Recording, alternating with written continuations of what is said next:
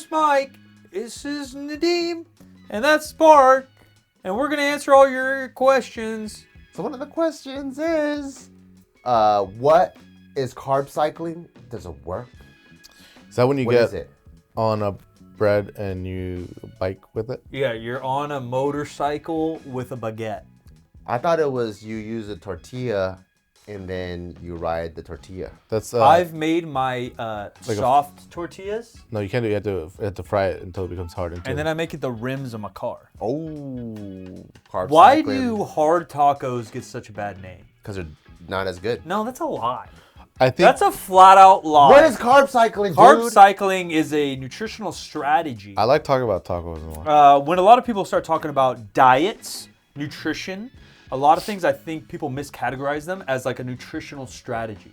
And that's maybe, I don't think I made up that term, but I like to categorize that like that way. So I think And what do you mean by nutritional strategy? that it's a general method rather than a diet, right? It's not a it's not a fixed thing.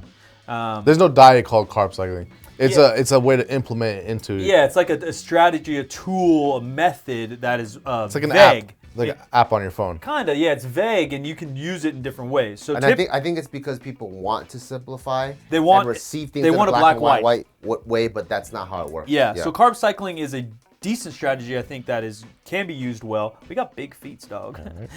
Where you would eat a different amount of carbs by the day. And so typically it would look like something like a low carb day, a medium carb day, and a high carb day. And you would strategically put those into your week, in your program, to best perform in lifting or best perform in your sport. And so that has a lot of merit and a lot of application for many people. What I think is wrong about it is people think that carb cycling will suddenly make you lose weight. Yes. And depending on the calorie input and your activity input, it could be nil and you can gain weight carb cycling. Where I think it works, and I don't know if you guys have tried it, used it, or coached it, is I think there's multiple methods that it works. There is no secret about eating less carbs on a day you train less. Other than the exact energy on the day, and maybe you get more carbs on the day you train. And if you're in a general deficit, that may allow you to perform better. If you're at maintenance or surplus, it's all kind of nil. It's kind of moot point. But what I think it helps most with some people is if you can lock in and pay more attention, where you almost have an emotional or a strategic or like an excited method, having variance in your diet every day, that you'll be more likely to stick with it.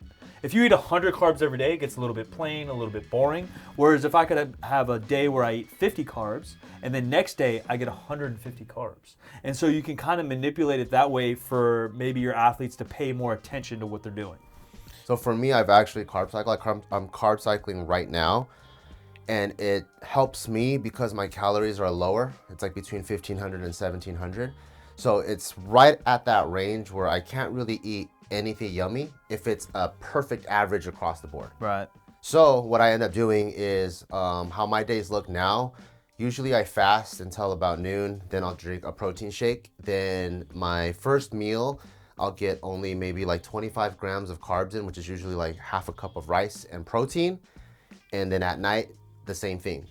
But doing that for 4 or 5 days allows me the day before a big deadlift day or a day before squats to hit almost 100 or even 200 grams of carbs.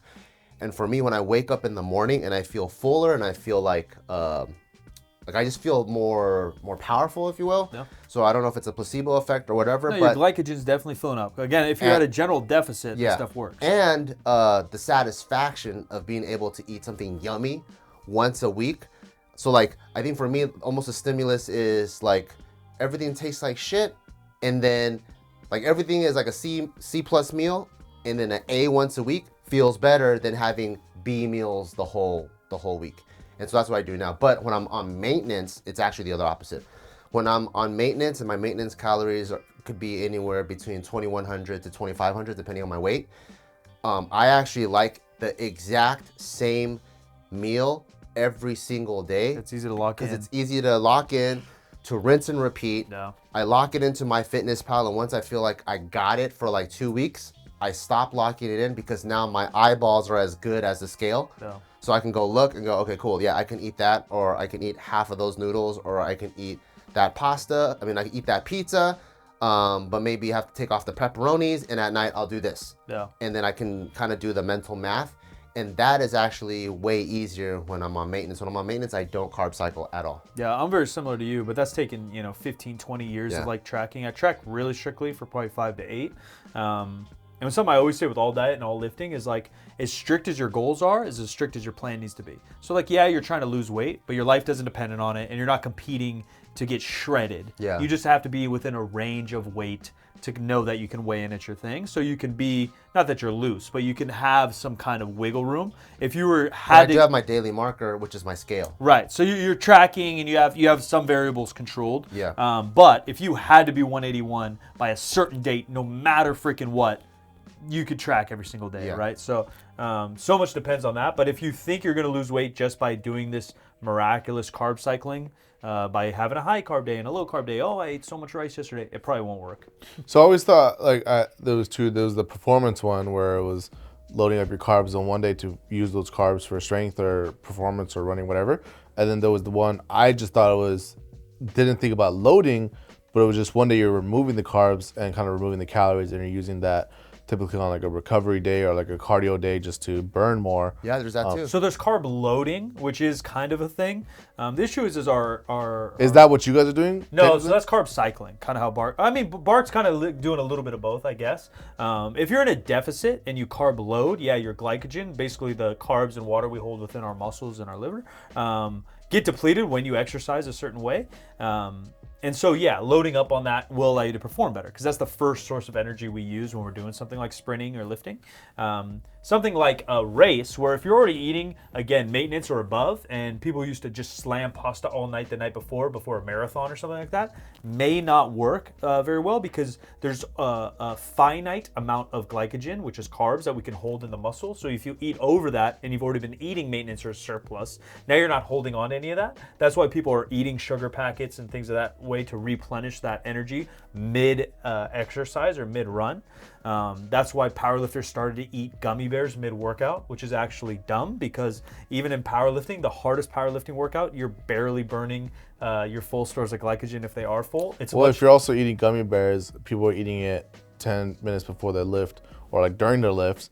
It's not going to affect you. It can, but it's not going to affect you for the next set. It's going to affect your body in like 20, 30 minutes maybe. But the bigger issue is that they're just not depleted. I think the biggest issue... It's so different than running a 4-hour marathon. I think the biggest issue for them is they're just hungry mid-workout. Maybe. That may be the case. But I think it started with people thinking that they're optimizing their nutrition with intra-workout nutrition, which again, they're not sleeping right. They're not counting their macros through the day. They're probably not even getting adequate protein. So we're majoring in the minors. But carb loading is a thing if you're kind of depleted. To Nadim's point, right now I carb load. I pretty much, starve. And then the days before my lift, I get to eat something yummy. Helps me psychologically, helps me in the gym. But on the flip side, I carb unload too. So for example, like let's say the other day it was like David's birthday. So I took him out to eat. I don't want to be the party pooper. So I go ham with him within means. And then the next day I carb unload. So the next day I carb deloader. Dumped in the trash. The next day, the amount of calories you're gonna burn is relatively the same every single day. So you take in the calories to let the math happen. So the next day I only ate protein.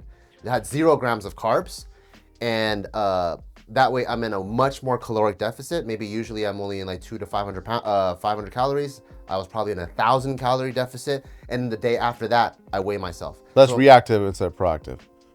Proactive is you're not eating carbs and you'll eat it more before the lift. Yeah, that's like, hey. But I would say that I would argue that's you still plan. That was actually proactive, because instead of saying no to David, I'm like, is there a way I can work around this? Because the truth is, like, daily calories matter, but weekly, monthly, and even yearly, yearly calories matter. We could take our average calories through a year, literally find the average, and that's what you're gonna weigh. Or you can look and see if you gained weight or lose weight yearly, decadely. You could do century.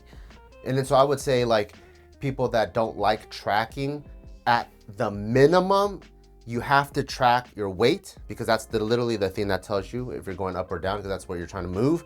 And the other thing is, if you don't track your calories, you have to track your steps.